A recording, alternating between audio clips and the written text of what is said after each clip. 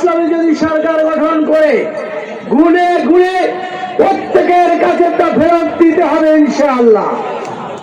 আপনারা মনে রাখবেন, যেহেতু শরণখোলা উপজেলা সকল মত শরণখোলা উপজেলা শাখা কর্তৃক আয়োজিত দাঁড়িপাল্লার সমর্থনে আজকের এই সমাবেশের সম্মানিত সভাপতি বাংলাদেশ জামাত ইসলামী শরণখোলা উপজেলা শাখার আমির, 2 নং খুলনাঘাটা ইউনিয়নের সাবেক সফল চেয়ারম্যান সংগ্রামী জননেতা জনাব মাওলানা রফিকুল ইসলাম কবির আমাদের মাঝে উপস্থিত হবেন।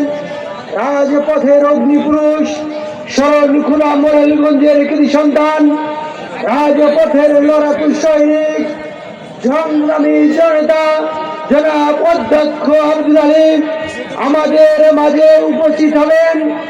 রাজপথের অগ্নিপুরুষ, সংগ্রামী জনতা জনাব অধ্যাপক শহীদুল ইসলাম, মঞ্চের অতিবৃন্দ, আমার সামনে উপবিষ্ট শরণখোলা উপজেলাবাসী, আসসালামু আলাইকুম ওয়া রাহমাতুল্লাহ। আপনারা জানেন, বিগত 15 বছরে আমরা যারা জেল জুলুমের শিকার হয়েছি, আমাদের সহযোগী বন্ধুরাও ছিলেন। আপনারা জানেন, বাংলাদেশ জামাত ইসলামী তাদের মামলা মোকদ্দমা থেকে শুরু করে জেলখানায় তাদের সার্বিক সহযোগিতা করেছে।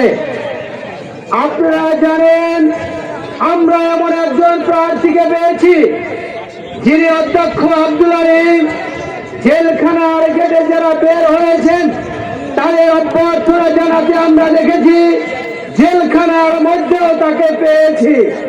সম্মানিত উপস্থিতি, অধ্যক্ষ আব্দুল আলিম যেমন জেলখানায় ছিলেন, আন্দোলনের মাঠেও ছিলেন, এমন একজন প্রতিযোদ্ধা রাজনীতিবিদকে আমরা দাঁড়িপাল্লা প্রতীকে বিজয়ী করার জন্য শরণখোলা মোরেলগঞ্জবাসী ঐক্যবদ্ধ হয়েছে।